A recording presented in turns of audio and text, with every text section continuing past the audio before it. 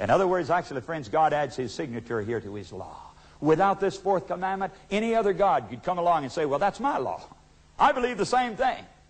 That's describing me. I'm the author of that law. But God said, no, I'm going to put my signature in there that will set me apart as the only one who can be recognized as the giver of that law.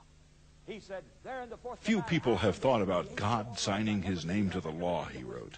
But today, Joe Cruz, Amazing Facts Crusade speaker, proves that God did that very thing.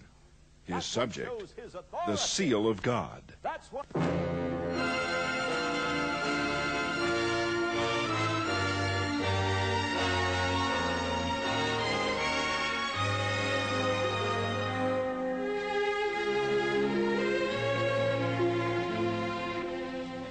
Now we are going to add a 10th point to our long list of identifying marks concerning the little horn and the beast of Revelation 13. I want us to come down to the number of the beast. Now some of you, of course, have heard and read about the 666, haven't you? You know all about the 666. In fact, Revelation 13:18. Listen to this statement now. In fact, this is so very fascinating for us. It says, here is wisdom. Let him that hath understanding count the number of the beast. For it is the number of a man, and his number is 600, 6. 600, 6. You've heard that, haven't you? 666. All right. Where does that number fit in here with this power we've just talked about? This says that it's the number of the beast. But it goes right on to say it is a number of a man. And the verse before this says it is the number of his name.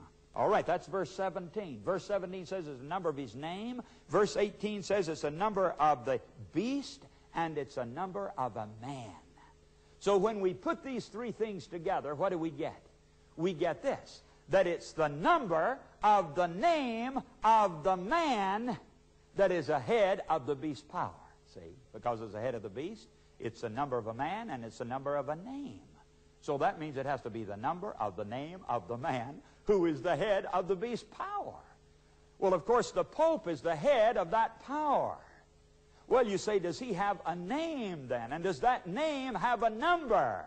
Because we'd have to find that out and get that answer in order to know whether this text has been fulfilled or not in this prophecy.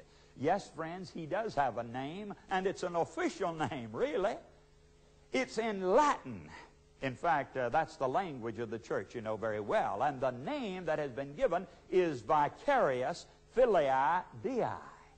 And that means vicar of the Son of God. Vicar of the Son of God. Now, friends, there was an ancient method of getting the number of a name, and that was to get the numerical value of every letter in that name and then adding it up in order to get the sum, which would be the number of the name. And as our audience here can see on the screen, the number of that name is Vicarius Filii Dei. And here's what we're going to do. We're going to get the number of that name. Each letter has a numerical value according to Roman numerals. You folk understand that very well. And so Vicarius is spelled V-I-C-A-R-I-U-S. Filii, F-I-L-I-I. Dei, D-E-I. Now let's get the number of the name. Let's add up the numerical value of all those letters. In the Roman numerals, V is what? That's 5, isn't it? So V is 5. I is 1. C is 100. A and R have no value. Some letters don't have any value in the Roman numerals. And then I is 1. And then the U and the V are all the same thing in Roman numerals. So that would be 5 again. S has no value. Filii, F-I-L-I-I, F has no value. I is 1. L is 50. I is 1. I is 1.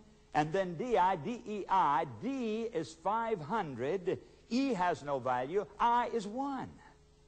Now when we add all of that together, friends, we get 666. And that's a number of his name.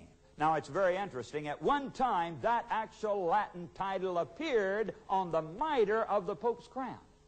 It is no longer there, but every time a new Pope is coronated, those words are spoken. Vicarious Filii Dei, which means vicar or representative of the Son of God on earth. And so the official name then, we found the number of it, 666. You might say, well, Brother Joe, you know, maybe your name or my name might accidentally come out to be that if we added up the numerical value of the letters. Yes, that is altogether possible, friends, and that's why I only add this as a 10th point of identity down here at the end of our other 9 points. You see, if we only had that one point, we wouldn't even use it. It might be indeed a coincidence. But it's almost as though we had everything else about this power, and now we get the final crowning climax of evidence. It's almost like you're looking for a house on a certain street. You know the name of the street. You know the color of the house. You know the kind of roof it has and the kind of windows it has, but then somebody gives you the number of the house, and that pins it down finally. You really know then exactly where the house is.